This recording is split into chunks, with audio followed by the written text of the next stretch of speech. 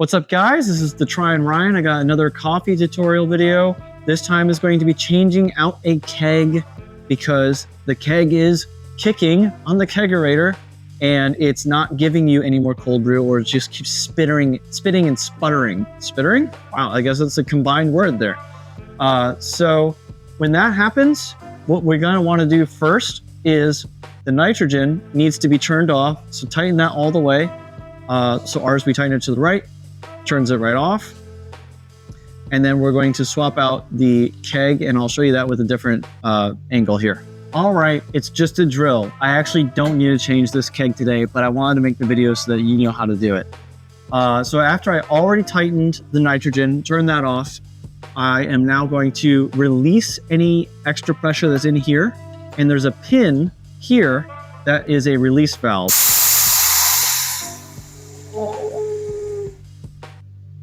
And then once it's done puffing out, that means all the pressure is gone. So now I'm going to pull this pin out, let it move up, and I'm going to twist it until, I don't know if you're gonna be able to see it very easy with this camera angle, but there's a couple divots here.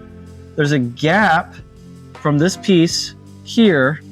So I'm going to have to twist it left until the gap reaches where the keg stem has that one part sticking out. So I'm going to twist this to the left, and then I can easily just pull it right out, just like that.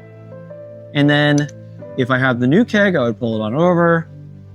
I would put this back in the same way, make sure I find the gap, and there are two spots here.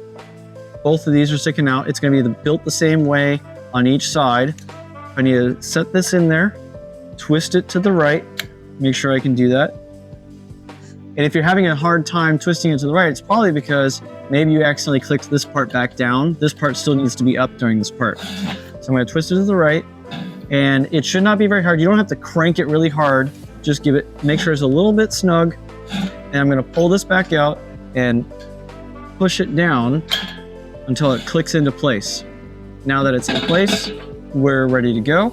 I'm going to put this back in the fridge.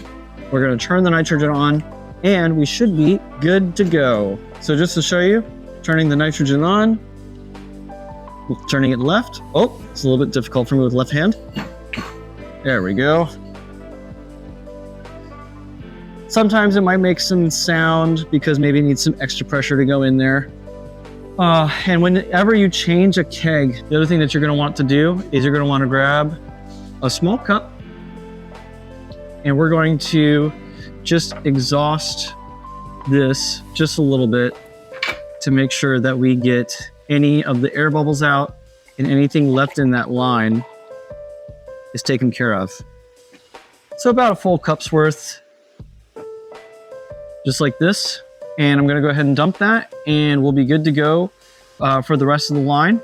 And it's also important to do that because if you are changing your cold brew from, let's say, Guatemala to Colombia to whatever else you might decide to put on your cold brew, you also want to make sure you exhaust out that line so that there's no combo in the first couple cups. And that way you're all set moving forward. And I would not recommend drinking this one because this is the exhausted one.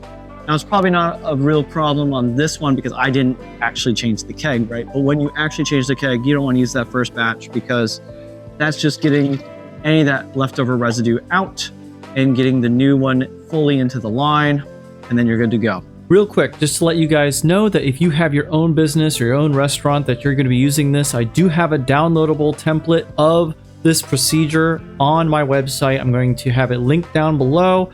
Also, if you want to learn more about the different coffee practices and how to do things, I'm going to have a playlist linked over here so you could check that out too. If you felt this information was helpful to you, I would love a thumbs up on the video if you could. Feel free to ask me any questions in the comments or anything that you would like to see a procedure on. And please feel free to subscribe if you'd like to follow along on my journey. Thank you so much.